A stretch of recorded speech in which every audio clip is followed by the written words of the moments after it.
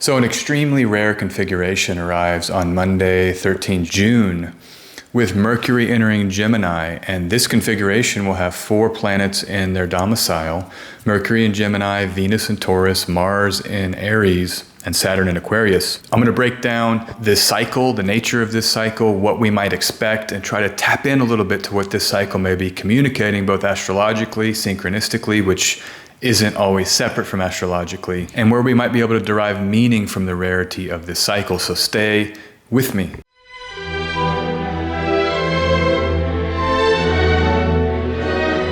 So the first thing to point out here is you can see Monday, 1727 here in Central Europe, you have Mercury re-entering Gemini. The last time Mercury was in Gemini in May, Venus was not in Taurus, and so that's the big difference here. You have Venus in Taurus, Mercury in Gemini, Mars in Aries, Jupiter in Aries, and Saturn in Aquarius. And you can do cycle work. This is one of the main messages that I want to communicate based on what I've discovered as an astrologer. Cycle work works with only 7 traditional planets, the most advanced cycle work possible. The rarest of cycles you can find and discover only with these planets. And so, for example, you'll find that there's only 2 times in history, according to this solar fire software and their ephemerides, that you would have those 5 planets in the same configuration: Jupiter in Aries, in its night triplicity, the sign of its night triplicity, Saturn in Aquarius, Mercury in Gemini, Mars in Aries, and Venus in Taurus. Only 2 times in the whole of the searchable ephemeris. This week here is one of those times. The week upon Mercury's entry into Gemini on 13 June 2022. And this will only last for 10 days, this rare configuration, only 10 days. But that's how rare of cycles that you can discover with only these 7 traditional planets. That's a little bit too rare, actually, to get anything meaningful. I mean, we have no idea what was happening in May 377 BC. Even if we have a sense of it, those history books can't be trusted. Thousands of years ago, right? Was that 5,000 years ago? 6,000 years ago even. But instead, what we can do is start stripping away restrictions. So in this case, if we just pull Jupiter in Aries out, Jupiter is not in its domicile in Aries, and we only leave the 4 planets in domicile: Mars, Mercury, Venus, and Saturn. The last time this happened, and this might sound strange to some people, but the last time this happened was in 1787, when you had, for 10 days again in June 1787, these planets in domicile, these same planets in their same signs. And so let's start exploring what was going on in 1787 in June. This might help us understand just the energetic resonance with how our current moment is operative. I've done this a lot. It's not always a direct hit, but often it can be very instructive for what our current reality is facing. But before we look at 1787, I want to just touch base quickly here.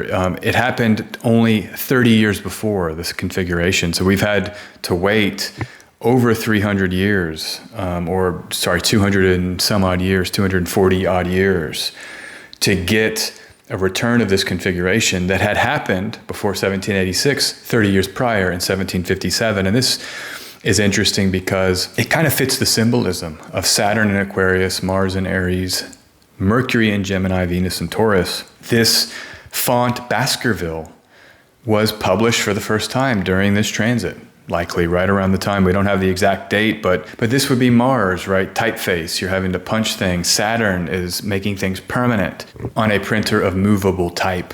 Venus is beauty. These designers of typefaces are all into the beauty of exactly what their forms will be. And of course, Mercury is writing. Those 4 planets in domicile, you would expect something like this to emerge. So it's an interesting example just to show here at the outset. And you can see here, this is the dignity chart from this week. Upon Mercury's entry into Gemini, you can see there's plus by Mercury, a plus by Venus, a plus by Mars, and a plus by Saturn. They're all of them in domicile.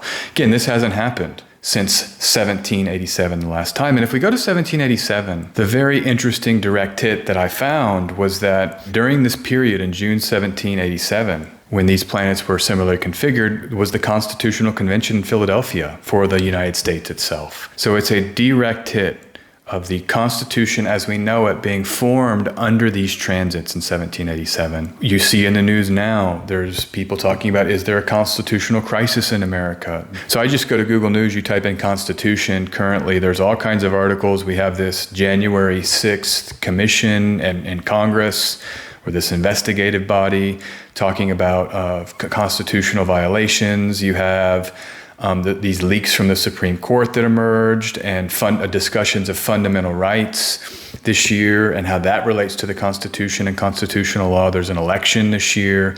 So the Constitution is front and center, again, as these transits repeat, which I find very poetic. Remember, history rhymes, it echoes, it doesn't exactly repeat. So the other thing, you can just put in constitutional crisis into Google News. You have articles from this month. And so this is a candidate for Pennsylvania governor who I guess is open to questions around election and voting and what election results are accurate and true. These questions are maybe causing a constitutional crisis, and these are fundamental to any government, and you have to have faith in the voting. And if people question that, and I'm not talking about one side here, I'm just trying to extract the general high-level principle, that cuts to the heart of a government system. So that's happening in the news right now. The other big thing, the Sibley chart of America, so any 1776 chart, if you're using like a July 1776 chart, most of the charts are around that time, around the Declaration. There's some other charts that are like 10 years later. I think there's probably a Constitutional Convention chart for the US. There's many charts for the US, but if you're using a 1776 July 4th chart, Sibley's the most popular. America goes through its Pluto Return 3 times this year. The first one was in February 2022, right around the same time the war in Ukraine and Russia began, right in February 2022, was right when it was escalating there. People were saying that's part of America's Pluto Return, and you can see now, if you're talking about an entanglement with American finances and weaponry, that it does relate to the American moment, and people are blaming the current economic malaise on the war. It is part of the Pluto Return, those events around the first hit, February 2022. Worth keeping that in mind. But we have 2 more hits this year, 11 July 2022, 28 December 2022, where that Pluto return might have more events of upheaval and maybe economic upheaval. It's all over the news this week. Is that the economic situation is pretty dire, is getting more dire. I think this fall is very high risk for continued economic deterioration as part of the American Pluto return. But how will that be impacted by questions of constitutionality, and as we think about the government and the Constitution and the foundations of the country, not just this transit with these 4 planets in domicile, but also the Pluto return brings up these themes for 2022. I want to remove another constraint. Let's remove Saturn in Aquarius. Let's just take that out of the search. When was the last time that you had just these 3 planets, Mercury in Gemini, Mars in Aries, and Venus in Taurus? You might think, oh, that happens a lot, doesn't it? Well, no, it doesn't. It actually does not happen a lot. That's what I'm saying. Inner planet, so-called inner planet, or traditional planet cycles tell you a whole lot. And I actually focus my work on those. I do talk about some of the outer planets. You'll hear in this video, I'm going to talk about Neptune and Saturn, but this can be a robust mundane astrology, and I think you'll see that here. But the last time this happened, June 12th, 1990, 27 June 1990, 19 May 1960 through 2 June 1960. Actually about 15 days-ish in both 1960 and 1990. And so it's fascinating. Look at this. So in 1990, this is the chart for the Russian state sovereignty. This is the Russia Day. This is their July 4th. They celebrate this in Russia. 12th June is Russia Day. And it's because of this exact chart is when Russia declared state sovereignty from the USSR.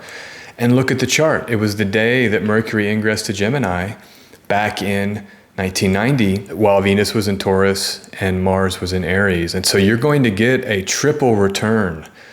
This week's it starts of the declaration of the nation of Russia that is now currently involved in this conflict in Ukraine, that's been a part of the Pluto return, that does raise, constitutional questions in some ways. There was one article I found from 2019 dealing with the notion that there's a constitutional crisis in America because of undeclared wars, and because there is the checks and balance system has been basically vitiated because Congress and the president can just declare these wars indefinitely, and we've been in a permanent state of war. I think my whole life there's been some kind of war.